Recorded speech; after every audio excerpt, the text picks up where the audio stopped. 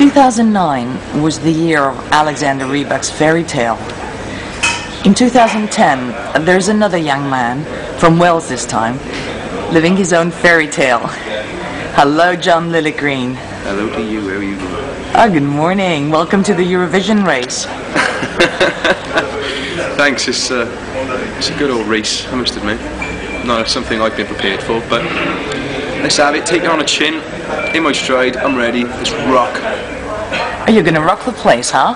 Oh, well, I hope so, yeah. I mean, you know, I've got some good friends, know some good people, and, you know, I'm feeling confident. So, you know, why not get into the final this year? You know, let's rock and roll, man. Let's bring it.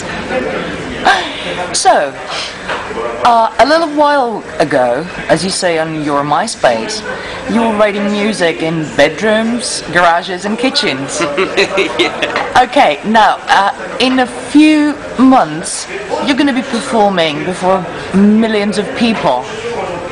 Yeah. Tell me you're ready for this. Oh, well, so far, I don't know. I mean, the more I think about it, the more it seems surreal, you know, and the fact that it's going to be watched, like, you know, millions and millions, like you say, millions of people worldwide, it's going to be absolutely insane. But at the same time, it's kind of, well, what have we got to lose, you know? Yeah, a lot of people are going to watch it, a lot of people are going to have opinions, you know, whether that's, you know, okay, he's not from Cyprus, why is he singing? But then there's going to be people like, yeah, but, you know, he can do a good job, you know? And hopefully I can sort of put across a positive energy to as many people as possible. So to me, it's just as long as I'm myself and I can be honest and true to myself, you know, it's I'm ready, I'm happy, I'm comfortable with the thought, very comfortable. You looked extremely comfortable on stage. Well, you didn't miss a note during the Cypriot final, and although this song is not yours, you seem to be wearing it really well. Well, I think that may have to do with the fact that during the arrangement stage, you know, I was involved with actually putting the guitar down in the vocals, so because I'd been doing it in a professional yet relaxed environment, it seemed to help me bring out the best in myself and think, okay, well, I'm listening to this song, what do we need, what should we put on it, you know? And then, you know, it was great sort of being sat there with my guitar, working at my own pace, and sort of putting a little sprinkle of John in there, you know? Oh, there's a lot of John in there. Well, yeah, well, because, you know, I'm singing and playing guitar, so instantly that's likely to appeal to a few people, I'm assuming, but, you know, it is comfortable because that's what I like to do. I like to sing and I like to play, so putting it on this song is kind of like, oh, that works well. So, you know, because I like to do it and that's how I perform, then I think that's kind of, you know, a lot of people have seen that in a positive way, you know, so, you know, like yourself, and you say, you know, it works well, so all is good, all is good. I'm feeling happy already. In your MySpace again, you tell the readers that you hope that you make their ears fuzzy and warm. Yeah, that's just a... Is that what you're looking for? It's not the limelight, it's not publicity. No, not at all.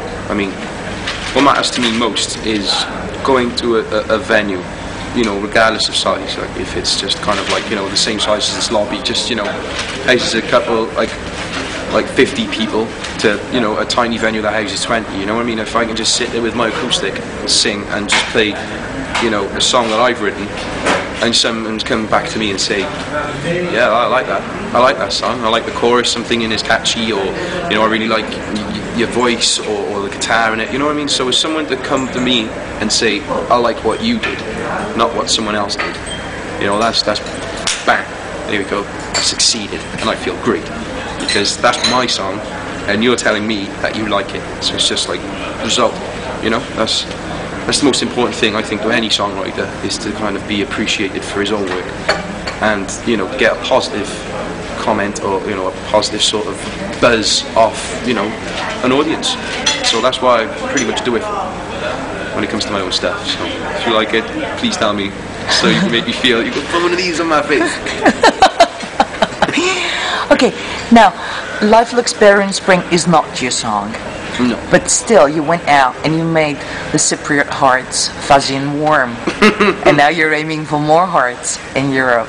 Well, yeah, I mean, that is the name of the game, you know, I mean, I can see, because, like, again, Eurovision, it's a totally new thing for me. You know, there is, like, a sort of attitude in the UK. I mean, everyone's aware of it, you know what I mean? It's like, kind of, people in the UK don't quite see it for what it is in places, you know, like to come to Cyprus and see how much they respect it and they love the Eurovision. It's like, okay, well, it's going to affect us as performers, and just our attitudes as well. It's going to make us think, just like, okay, well, let's not take the you know, the mickey. Let's kind of go out there and just tell the Cyprus people that, you know, we're here to rock hard, like, you know, and we're here to help represent their country as best as we can in the Eurovision. So, you know, there's a sign of respect, really, because, you know, we don't want to kind of tell a whole country, like, oh yeah, we're idiots, we just like to mess around like every 5 seconds, you know what I mean, not take it seriously, because I think we owe it to them, you know, more than anybody to do. After all, they chose you. Exactly, yeah. They chose you over celebrities, actually. Yeah. Local celebrities.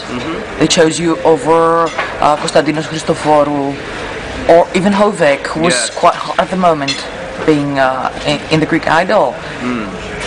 And that's quite an honor. It is. Well, you know, going up against those odds when we first started it, we just instantly just thought, nah, that's it, we're going to pack our bags and go home after this.